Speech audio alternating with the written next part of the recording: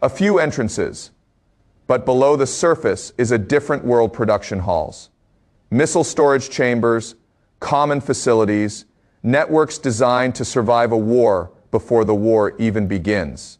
For years, this was Iran's strategic advantage. The assumption was simple: if a weapon cannot be destroyed quickly, it cannot be neutralized. And that assumption shaped everything. Missiles moved underground. Drones disappeared into tunnels. Command centers moved below civilian areas. The mountain became more than geography. It became a military shield. But here's the first contradiction. A fortress protects what is inside. But it also creates a problem. The more valuable something becomes, the more resources an enemy will spend trying to reach it. The deeper Iran buried its weapons, the more important those weapons became. And the more important they became, the more attractive they became as targets. The mountain was not just hiding Iran's arsenal. It was advertising where Iran believed its future power was stored. And that is where the story changes. Because for decades, the United States had overwhelming precision. It had satellites, stealth aircraft, long-range missiles. But precision alone was not enough. The problem was not finding the target. The problem was reaching the target after finding it. A normal bomb could destroy a building. A bunker required something different. Something designed not to explode above the ground, but to continue moving after the ground tried to stop it. This created a completely different battlefield. The battle was no longer only about aircraft. It was about how much force can penetrate concrete, how deep can a weapon travel, how much destruction can happen before an enemy even knows the attack has started. For years, the answer seemed limited. America possessed weapons like the GBU 28 bunker buster, designed during the Gulf War era, powerful, precise. But against the deepest underground facilities, there was still a question. Could it go far enough? Could it hit the places Iran believed were beyond reach? That question created one of the most important weapons programs of modern warfare, the massive ordnance penetrator, the GBU 57. Okay, SIPs around a simple concept. SIPs, the enemy moves underground. Bring a battlefield underground with them. The weapon weighs around 30,000 pounds. It is not designed to create a massive explosion on impact. It is designed to survive impact. The steel body crashes through layers of reinforced concrete before detonating, but there was a problem. The weapon was powerful, almost too powerful. Only the B-2 Spirit Street Elf bomber could carry it. And there are only a small number of B-2 aircraft in existence. That meant the ultimate bunker weapon was also a rare weapon, a strategic hammer. But one that could only be swung a few times. And this created another contradiction. The strongest weapon is not always the most useful weapon. A weapon that exists in tiny numbers can change calculations, but it cannot easily change the entire battlefield. That is where the next generation of bunker warfare entered the picture. A smaller weapon, a more flexible weapon, a weapon designed not for one impossible target, but for an entire campaign. The GBU 72 Advanced 5K Penetrator. The important change was not simply explosive power. It was availability, because warfare is not only about what a weapon can destroy, it is about how often commanders can use it. A single rare weapon can threaten an enemy, but a repeatable weapon can change strategy. The difference is enormous. The GBU 72 represents a new idea. The bunker buster is no longer only a special tool reserved for the deepest target on the map. It becomes part of a wider system: aircraft sensors, electronic warfare, intelligence, satellite targeting, a network designed to open underground battlefields from above. And this changes the question. The question is no longer, can America destroy one underground facility? The real question is, can any underground fortress survive when the entire military system above it is designed to find, isolate, because a bunker is never just concrete. It depends on everything around it. Power communication, transportation, personnel, information. The deeper the bunker goes, the more it depends on the surface. And that is the weakness Iran cannot bury. Because modern warfare does not only attack weapons, it attacks the system that keeps weapons alive. This is why the first moments of a bunker campaign rarely begin with bombs. They begin with blindness. Before a penetrator reaches the ground, another battle happens in the sky. Stealth aircraft move first, not necessarily to destroy targets, but to remove the enemy's ability to understand what is happening. Radar systems search for aircraft that are difficult to detect. Electronic warfare aircraft flood the battlefield with interference.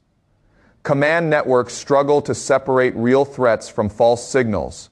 The battlefield becomes confusing before it becomes destructive. And confusion is often the first casualty of a modern military system, because an enemy that cannot see clearly cannot respond effectively. But here is the part most people miss. The bomb is only the final step. The real weapon is the chain of decisions that allows the bomb to arrive. Intelligence identifies the target. Aircraft create access. Electronic warfare creates uncertainty. Precision weapons deliver the final strike. The explosion is only the visible moment. The invisible battlefield happened minutes, hours, and sometimes days before. And that leads to the biggest mystery. If underground facilities were built to guarantee survival, what happens when survival itself becomes uncertain? Because Iran did not only build bunkers, it built an entire strategy around them. And if that strategy is failing, the consequences extend far beyond one country. North Korea is watching. China is watching. Russia is watching. Every nation that believes mountains, tunnels, and concrete can replace strategic balance is studying the same question. Are underground weapons still safe? Or has technology changed the rules forever? Because the next battlefield may not be fought over territory. It may be fought over whether anything can truly remain hidden. Everyone thinks this battle is about bombs versus bunkers. But the real battle is about something much deeper. It is about whether concealment can survive in an age where information itself has become a weapon. A bunker was once a symbol of protection. Today, it may become a symbol of dependence. Because the modern military does not need to destroy everything. It only needs to destroy enough communication, enough production, enough confidence, enough uncertainty. And that is the transformation. The surface war is about explosions. The hidden war is about decision-making. A commander does not need to believe every missile has been destroyed. They only need to question whether the next missile can survive. That doubt changes behavior, and behavior changes strategy. The lesson here is that deterrence is not only built from weapons, it is built from confidence. A missile underground is powerful because leaders believe it will exist when needed. But once that confidence begins to disappear, the weapon loses part of its value before it is ever fired. This is why bunker warfare is so important. The target is not always the facility. The target is the belief behind the facility. But here is the problem. Destroying underground weapons does not automatically destroy the ability to rebuild them. Because the invisible battlefield continues factories, supply chains, engineers, raw materials, industrial capacity. A military system is not a pile of weapons. It is a living machine, and machines can adapt. Damaged arsenal can be repaired. A disrupted production line can move. A destroyed facility can be replaced, which creates the next contradiction. The more successful a strike campaign becomes, the more pressure it creates to continue, because every strike raises a new question. Was enough destroyed, or did the enemy simply move deeper? This is why modern warfare is rarely decided by one spectacular attack. It is decided by endurance, Can one side keep finding targets faster than the other side can rebuild? Can one side maintain precision weapons longer than the other side? Can absorb damage? Can one economy sustain the cost? Far away from the mountains of Iran, another battlefield appears, a financial battlefield. Every aircraft sortie costs money. Every precision weapon costs money. Every defensive interceptor costs money. And this creates a different type of competition. The side with the most powerful weapon is not always the winner. The side that can afford to use that weapon repeatedly may have the advantage. Strategically, this changes how nations think about power for decades. Military dominance was measured by platforms. How many aircraft? How many ships? How many missiles? But modern conflict increasingly asks a different question. How long can the entire system function? Because a military can survive losing equipment, it cannot survive losing the ability to replace equipment. This is the invisible battlefield, industrial capacity, the factory floor, the supply chain, the engineer working thousands of miles away from the front line.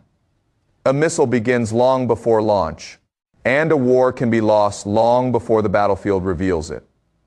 This is why the bunker story connects to energy and geopolitics, because underground weapons do not exist separately from the global system around them. Iran's strategic position is tied to shipping routes, oil markets, regional alliances, global energy security. A strike against a military facility creates military consequences, but uncertainty around energy creates economic consequences, and economic pressure can become a strategic weapon. The world watches satellite images of explosions, but investors watch oil prices, shipping companies watch insurance rates, governments watch supply chains. The battlefield is much larger than the mountain, and that may be the biggest lesson. The mountain was never the true fortress. The system around the mountain was. Now the world is entering a period where every nation is asking the same question. What happens when precision weapons become cheaper, more available, and more intelligent? Because the answer affects every country that depends on hardened facilities. Common centers, missile silos, naval bases, underground factories. The age of hiding may not be ending, but the cost of hiding is increasing. A bunker can still protect. A tunnel can still delay. Concrete still matters. But protection is no longer measured only by thickness. It is measured by adaptation.